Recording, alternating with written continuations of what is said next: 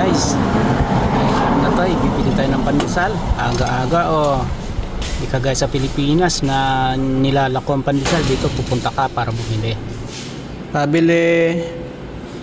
Pabiling pandesal. Ako walang sumasagot wala yatang tao.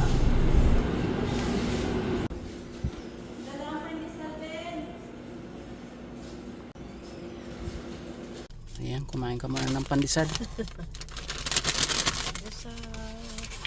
Yan, buksan mo, magkano yan? $1.50, ilang piraso? 5 piraso, $1.50. Okay.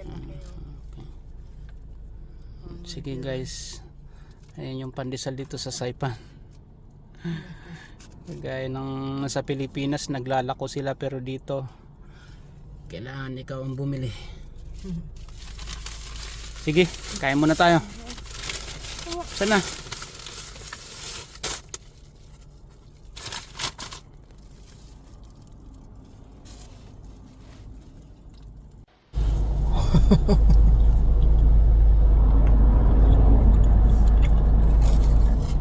Wow.